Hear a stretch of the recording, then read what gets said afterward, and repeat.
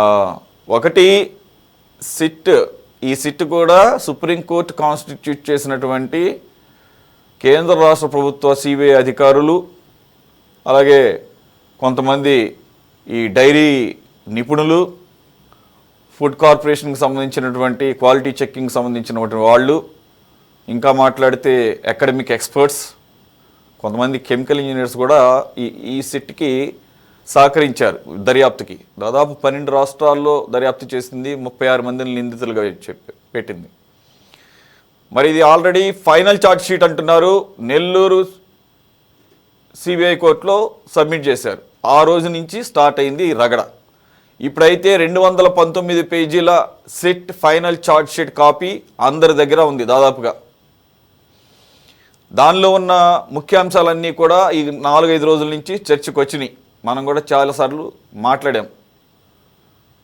ఈరోజు AP cabinet భేటీలో agenda అంశాలన్నీ పక్కన పెట్టి ఈ సిట్ సబ్మిట్ చేసినటువంటి ఫైనల్ ఛార్జ్ షీట్ మీదే క్యాబినెట్ చర్చించినట్లుగా తెలుస్తోంది. తెలిసేదేముంది, మంత్రులంతా అదే మాట్లాడుతున్నారు బయటకు వచ్చి. ఇదంతా మనం 4 రోజుల నుంచి మాట్లాడుకుంటుంది. ఇప్పుడు వాళ్ళు కొత్తగా చెప్పేది ఏం లేదు. పాయింట్ ఏంటంటే ఇక్కడ మళ్ళీ ప్రభుత్వం సిట్ నివేదిక సంపూర్ణంగా లేదు అని భావించి విచారణ కమిషన్ వేయటం అంటే ఏంటి? ఆ విచారణ కమిషన్లో ఎవరుంటారు? సుప్రీంకోర్టు కాన్స్టిట్యూట్ చేసినటువంటి సిట్ దర్యాప్తు చేసిన నివేదికే లోపభూయిష్టంగా ఉందని భావించినటువంటి గవర్నమెంట్కి సంబంధించినటువంటి క్యాబినెట్, స్టేట్ కాన్స్టిట్యూట్ చేసేటటువంటి కమిషన్ కూర్పు ఎలా ఉండబోతోంది? వాళ్ళు తేల్సినటువంటి నీకు కమిషన్ తెలుస్తుందన్న నమ్మకం ఏంటి? ఇక ఈ అంశాన్ని ఇట్లాగే సాగదీసుకుంటూ వెళ్తారా? లేదంటే సుప్రీంకోర్టులో సిట్ నివేదిక యొక్క లోపభూయిష్టంగా ఉందని చెప్పేసి ఏమన్నా రాష్ట్ర ప్రభుత్వం తరపున ఏమన్నా మళ్ళీ పిటిషన్ ఏమన్నా వేస్తారా? దానికి ప్యారలల్గా ఇక్కడ స్టేట్ ఇప్పుడు కాన్స్టిట్యూట్ చేసినటువంటి కమిషన్ పనిచేస్తుందా? లేదా మొదటి నుంచి మళ్ళీ విచారణ ఏమైనా ప్రారంభిస్తారా? ఇప్పుడు నేను ఇంట్రో చదివి చెప్పినట్టు ఆ 36 మంది నిందితుల్లో నిర్ణయాధికారాలు ఉన్నటువంటి కీలకమైనటువంటి వ్యక్తులు పేర్లు లేవు. భువన కరుణాకర్ రెడ్డి గారు కానీ సుబ్బారెడ్డి గారి పేరు కానీ వారిద్దరూ కూడా చైర్మన్లుగా పనిచేశారు 19-24 మధ్య కాలంలో. సిట్ రిపోర్ట్ క్లియర్గా చెప్తోంది 19-24 మధ్య కాలంలో కొంతమంది డైరీ నెయ్యి సేకరించే కెపాసిటీ లేనటువంటి డైరీలతో కుమ్మక్కై నెయ్యి చుక్క లేకుండా, పాల చుక్క లేకుండా 68 లక్షల కేజీల నెయ్యిని కెమికల్స్తో తయారు చేశారు. దాంతో 20 కోట్ల లడ్డూలు తయారు చేశారు. ఈరోజు క్యాబినెట్లో కూడా చర్చకు వచ్చిందట, అధికారులు కన్ఫర్మ్ చేశారట. ఈ లడ్డూలు కూడా అయోధ్య రాముడికి పంపించిన వాటిలో ఉన్నాయి. వైసీపీ వాదన ఏంటి? కల్తీ లడ్డూలో లేకపోతే ఈ సోకాల్డ్ ఈ నెయ్యిలో జంతు కొవ్వులు అని చెప్పేసి అక్కడ చెప్పలేదు కదా, మాకు క్లీన్ చిట్ ఇచ్చినట్టే అంటున్నారు.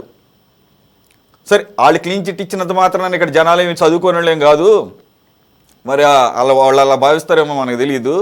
ప్రజలంతా పిచ్చోళ్ళు అనుకుంటారేమో, లేకపోతే సాక్షి ఒక్కటే చదువుకొని మొత్తం అన్నీ నమ్మేస్తారు అనుకుంటారేమో. నేను మిమ్మల్ని అడుగుతుంది, ఈ కమిషన్ వేస్తే ఏమి సాధిస్తారు? ఈ కమిషన్లో ఎవరు ఉండబోతున్నారు? You got any idea please? Suresh garu, Venkateswara స్వామి భక్తుల మనోభావాలతో, భక్తుల ఆరోగ్యాలతో ఆటలాడిన ఆ రోజు ఎవరైతే ఉన్నారో, అధికారులైతే కావచ్చు, రాబోయే రోజుల్లో దానికి అండదండలుగా ఉండి 100 కోట్ల రూపాయల వెంకటేశ్వర స్వామి నిధులని దుర్వినియోగం చేసి దోపిడీ చేసిన ప్రతి ఒక్కడు న్యాయస్థానాల్లో శిక్షకు గురవుతాడు. ఇది కూటమి ప్రభుత్వం తరపున మీకు చెబుతా ఉన్నాను. ఈరోజు చాలా మంది తప్పించుకున్నారు. చైర్మన్లకి సంబంధం లేకుండా అధికారులకి ఇంత ధైర్యం ఉంటుందా? అధికారులు ఇంత దుర్మార్గపు చర్యలకు పాల్పడ్డారా? ఈరోజు సిట్ నివేదిక కరెక్ట్ గా ఉందా అని మీరు ప్రశ్నిస్తా ఉన్నారు. ఈరోజు ఒక కేబినెట్ నిర్ణయం తీసుకోవడం జరిగింది. ఆంధ్రప్రదేశ్ ఒక విచారణ కమిటీ అయిపోతా ఉంది. రానున్న 48 గంటల లోపే ఆ విచారణ కమిటీలో ఎవరెవరు ఉండబోతా ఉన్నారు, ఆ విచారణ ఎంత పారదర్శకంగా జరగబోతా ఉంది, హిందువుల మనోభావాలతో ఆటలాడుకున్న దుర్మార్గులు ఎవరైతే ఉన్నారు, మనోభావాలే కాదు ఆరోగ్యాలు కూడా, 60 లక్షల లీటర్ల కెమికల్స్ తో నెయ్యే లేకుండా 20 కోట్లకు పైగా లడ్డూలు తయారు చేసి వెంకటేశ్వర స్వామి భక్తుల్ని మోసం చేసిన ప్రతి దుర్మార్గుడు శిక్షార్హుడే. ఈరోజు నేను సూటిగా వైఎస్ఆర్సిపి నాయకులు ఏదైతే ఈరోజు నారా చంద్రబాబు నాయుడు గారు, పవన్ కళ్యాణ్ గారు, నారా లోకేష్ గారు జంతువుల కొవ్వు కలిసిందని చెప్పారు. ఈరోజు సిట్టు నివేదికలో కల్తీ నెయ్యి అని చెబుతా ఉన్నారు. జంతువు కొవ్వు లేదు కాబట్టి కూటమి ప్రభుత్వం, ముఖ్యమంత్రి గారు, గౌరవ ఉప ముఖ్యమంత్రి గారు, గౌరవ మంత్రి నారా లోకేష్ గారు అబద్ధాలు ప్రచారం చేశారు, మా మీద తప్పుడు ఆరోపణలు చేశారని చెప్పి వాళ్ళు నిస్సిగ్గుగా వైఎస్ఆర్సిపి పార్టీ చేస్తున్న ఏదైతే వితండ వాదన ఉందో రాష్ట్ర ప్రజలు చీకొడతా ఉన్నారు. సురేష్ గారు ఆ రోజు ఎన్డీఆర్ రిపోర్టుని ఆధారంగా నారా చంద్రబాబు నాయుడు గారు మాట్లాడటం జరిగింది. దాంట్లో జంతువు కొవ్వు కలిపే అవకాశం ఉంది అని ఆ రోజు ఆ రిపోర్ట్ రావడం జరిగింది. ఆ నివేదికను ఆధారం చేసుకుని మాత్రమే ఆ రోజు ముఖ్యమంత్రి గారు కానీ, పవన్ కళ్యాణ్ గారు కానీ, నారా లోకేష్ గారు కానీ మాట్లాడడం. ఈ రోజు సిట్టు నివేదికలో అసలు నెయ్యే లేకుండా లడ్లు తయారు చేశారు, రాష్ట్ర ప్రజలతో పాటు దేశ విదేశాల్లో ఉన్న వెంకటేశ్వర స్వామి భక్తుల్ని మోసం చేశారు, వాళ్ళ ఆరోగ్యాలతో ఆటలాడుకున్నారని ఇవాళ నివేదిక వస్తే దాన్ని కప్పుపుచ్చే విధంగా, రాష్ట్ర ప్రజలను అయోమయానికి గురి చేసే విధంగా, భూతు పురాణంతో ఆంధ్రప్రదేశ్లో శాంతి భద్రతలకు విఘాతం కలిగే విధంగా ఈరోజు ఏదైతే వైఎస్ఆర్సీపీ పార్టీ నాటకాలు ఆడుతా ఉందో ప్రతి ఒక్కటి ప్రజల ముందు ఉంచుతాం. రానున్న 48 గంటల్లో ఈరోజు కేబినెట్ నిర్ణయం ఏదైతే తీసుకుందో విచారణ కమిటీ అయిపోతా ఉందని, ఆ విచారణ కమిటీ పారదర్శకంగా నివేదిక అందించి ఎవరైతే ఈ రోజు మీరందరూ చెబుతా ఉన్నారో కొంతమంది దోపిడీదారులు తప్పించుకున్నారని, ఖచ్చితంగా ఆ దోపిడీదారులను కూడా శిక్షార్హులు చేసే విధంగా ఈ ప్రభుత్వం పనిచేస్తుంది. ఈరోజు సురేష్ గారు వీళ్ళు ఏదైతే మాట్లాడుతా ఉన్నారో ప్రతి నిత్యం విష ప్రచారం, కక్ష సాధింపు చర్య కూటమి ప్రభుత్వం. నిజంగా కక్ష సాధింపు చర్యలో భాగంగా పనిచేయాలనుకుంటే సిట్టు నివేదిక రాకముందే ఆ ఇద్దరు చైర్మన్లను అరెస్ట్ చేసే అవకాశం ఈ ప్రభుత్వానికి ఉంది. కానీ ఎక్కడ జగన్మోహన్ రెడ్డి మాదిరి అంబేద్కర్ రచించిన రాజ్యాంగాన్ని పక్కన పెట్టి రాజారెడ్డి రాజ్యాంగాన్ని అమలుపరిచిన విధంగా కూటమి ప్రభుత్వం ఎక్కడ అటువంటి దుశ్చర్యలకు పాల్పడలేదు. ప్రతి విషయంలో, ప్రతి దోపిడీలో సాక్ష్యాధారాలతో నిరూపించి మాత్రమే వాళ్ళని ఆ కేసులో నిందితులుగా చేర్చడం జరుగుతూ ఉంది. రాబోయే రోజుల్లో ఏదైతే వెంకటేశ్వర స్వామి భక్తుల మనోభావాలతో, ఆరోగ్యాలతో తిరుపతి పవిత్రతని నాశనం చేసే విధంగా ఎవడైతే పనిచేశాడో ప్రతి ఒక్కడు శిక్షార్హుడే. ఖచ్చితంగా కూటమి ప్రభుత్వం రాష్ట్రంలో ఉన్న ప్రజలందరూ మనోభావాలకు అనుగుణంగానే పరిపాలన కొనసాగిస్తా ఉంది. వీళ్ల మాదిరి కులాలని, మతాలని, ప్రాంతాలని విడగొట్టి రెచ్చగొట్టి అధికార పబ్బం గడుపుకునే మాదిరిగా కూటమి పరిపాలన కొనసాగించడం లేదు. సురేష్ గారు అధికారంలోకి వచ్చిన ఈ 20 నెలల్లో ఈ రాష్ట్రంలో సంక్షేమం ఏ రకంగా జరుగుతూ ఉంది, అభివృద్ధి ఏ రకంగా పరుగులు పెడతా ఉంది, అమరావతి ఏ రకంగా పనులు ప్రారంభమై ఈరోజు ఏ రకంగా పరుగులు పెడతా ఉన్నాయి, పోలవరం ఏ రకంగా పూర్తి కాబోతా ఉంది, నిరుద్యోగ యువత యువకులకు ఉద్యోగ కల్పన 16,500 డిఎస్సి, 6,000కు పైగా కానిస్టేబుల్ ఉద్యోగాలు, రాబోయే రోజుల్లో ఏపీపీఎస్సితో వేల సంఖ్యలో ఉద్యోగ కల్పన ఏ విధంగా కూటమి ప్రభుత్వం చేయబోతా ఉందనేది రాష్ట్ర ప్రజలందరూ గమనిస్తూనే ఉన్నారు సురేష్ గారు. ఈరోజు వీళ్ళు చేసిన దుర్మార్గం, దేవుణ్ణి అడ్డు పెట్టుకొని దోపిడీ చేసిన నికృష్టపు వీళ్ళ దోపిడీ విధానం రాష్ట్ర ప్రజల్లోకి వెళ్తా ఉంది. ఆ 11 సీట్లు కూడా లేకుండా వైఎస్ఆర్సీపీ పార్టీని ఎక్కడ రాబోయే రోజుల్లో ఆంధ్రప్రదేశ్ ప్రజలు బొంద పెడతారని ఒక దుర్మార్గపు ఆలోచనతో అంబటి రాంబాబు, జోగి రమేష్, బైరెడ్డి సిద్ధార్థ రెడ్డి, పేటిఎం ఆర్టిస్ట్ శ్యామల ఇట్లాంటి కొంతమందిని ఆంధ్రప్రదేశ్ మీదకు వదిలి బూతు పురాణంతో రాష్ట్ర ప్రజలను అయోమయానికి గురి చేసి ఏదో ఒక విధంగా ప్రవోక్ చేసి, సురేష్ గారు పిల్లి కూడా గదిలో వేసి 10 సార్లు కొడితే తిరగబడుతుంది అంటే ఆ పిల్లి తిరగబడింది కదా అని చెప్పి అది తప్పు చేసినట్టు కాదు సురేష్ గారు. 10 సార్లు కొడితే ఏం చేస్తుంది పిల్లి కూడా. అదే విధంగా అంబటి రాంబాబు లాంటి వాళ్ళు, జోగి రమేష్ లాంటి వాళ్ళు, వీళ్ళందరూ ప్రతిరోజు నారా చంద్రబాబు నాయుడు గారిని, పవన్ కళ్యాణ్ గారిని, నారా లోకేష్ గారిని ఏదో ఒక విధంగా నోటికొచ్చిన మాటలన్నీ జోగి రమేష్ మాట్లాడతాడు. సురేష్ గారు కొవ్వు తగ్గిందనుకున్నాం, కొవ్వు బలిసి కొట్టుకుంటా ఉన్నాడు నారా లోకేష్.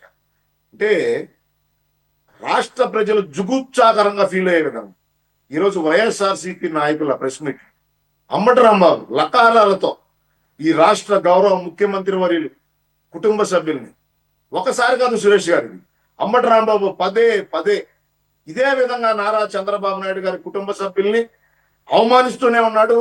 మహిళల్ని రోడ్ల మీదకి లాగి నోటికి వచ్చిందల్లా మాట్లాడుతూనే. గతంలో జగన్మోహన్ రెడ్డి గారు మాట్లాడిన విధంగా కార్యకర్తలకు బీపీ పెరిగి దాడులు చేశారని మేము మాట్లాడం. కానీ ఇదే విధంగా పదే పదే ప్రవోక్ చేస్తూ ఉదయాన్నే నువ్వు గౌరవ ముఖ్యమంత్రి వర్యుల మీద నీచమైన మాటలు మాట్లాడి సాయంత్రం క్షమాపణ చెప్పకపోగా దమ్ముంటే నా ఇంటికి రండి, మగాళ్ళు అయితే నా ఇంటికి రండి, నా ఇంట్లో కుక్క కూడా భయపడదు అని మాట్లాడి రెచ్చగొట్టి కార్యకర్తల నిరసన తెలియజేయడానికి ఇంటికి వెళ్తే సురేష్ గారు గేటు వద్ద ఇవన్నీ చూసాము సార్, ఇవన్నీ చూసాము. డిబేట్ గత 2 రోజులుగా డిబేట్స్ కూడా చేశాము. అజయ్ గారు ఒక్క నిమిషం వినండి. గత 2 రోజులుగా వీటన్నిటి మీద డిబేట్లు కూడా చేసాము. ఒక్క నిమిషం ఆగండి. మనం సబ్జెక్ట్లోకి కనుక మాట్లాడితే ఫైనల్గా ఒకటి చెప్పండి. ఏవైతే ముఖ్య భూమిక పోషించిన వాటి నాయకుల పేర్లు ఈ సిట్ నివేదికలో లేవని మీరు భావిస్తున్నారో వారి మీద చర్యలకి ఈ కమిషన్ ఏదైతే ఇప్పుడు స్టేట్ గవర్నమెంట్ ఫామ్ చేయబోతున్నటువంటి కమిషన్ చర్యలకు ఉపక్రమించే పరిస్థితి ఉందా లేదా క్లియర్గా తెలుసు. ఈవెన్ సిట్ ఎందుకని వాళ్ళ పేర్లు మిస్ చేసిందో అక్కడ పెట్టలేదు, ఎవరికి అర్థం కానటువంటి విషయం. ఏదైతే నిబంధనల సడలింపు వలన ఈ కల్తీ జరగడానికి ద్వారాలు లేపారో ఆ నిర్ణయం తీసుకునే అధికారం బోర్డుకు ఉంటుంది. బోర్డుకి నాయకత్వం వహిస్తున్నటువంటి చైర్మన్కు ఉంటుంది. అలాగే గవర్నమెంట్ తరపున ఐఏఎస్ అధికారులుగా అక్కడ నియమించబడినటువంటి civil service officers, EO, additional ఈఓకి మాత్రమే ఉంటుంది. ఈవెన్ బోర్డు మెంబర్లకి చెప్తారు, ఇన్ఫర్మేషన్ చెప్తాం మాత్రమే. వారికి ఎంతవరకు నిర్ణయాధికారం ఉంటుందో తెలియదు. ఈరోజు కేబినెట్ భేటీలో కూడా పార్థసారథి గారు ఈ విషయం మీద అప్పుడు బోర్డు మెంబర్లుగా ఉన్నటువంటి తన్న కానీ వేమిరెడ్డి ప్రశాంత్ రెడ్డిని గారిని కానీ ఆ మీటింగ్కి పిలవలేదని చెప్పి చెప్తున్నారు. సో ఈ కమిషన్ టార్గెట్ చేసేది ఇప్పుడు సిట్లో ఏవైతే పేర్లు మిస్ అయినాయో వారిని కనుక టార్గెట్ చేస్తే రాజకీయపరమైనటువంటి కక్ష సాధింపు చర్యలకు దిగుతోంది అని చెప్పేసి వచ్చే ఆరోపణలకి మీరు ఖచ్చితంగా ఫేస్ చేస్తారు. అయినా కూడా రెడీయా కాదా? One word answer. సురేష్ గారు ఎవరినో టార్గెట్ చేసి ఇవాళ విచారణ కమిషన్ వేయటం లేదు. First point. ఏదైతే లోతుగా విచారణ చేయాలి, ఈ దుర్మార్గపు చర్యలో ఎవరైతే పాలు పంచుకున్నారో వాళ్ళని పూర్తిగా బయటికి లాగాలి, రాష్ట్ర ప్రజల ముందు న్యాయస్థానాల ముందు నిలబెట్టాలనే ఒకే ఒక్క దృఢ సంకల్పంతో ఈరోజు కూటమి ప్రభుత్వం విచారణ కమిషన్ వైపోతా ఉంది.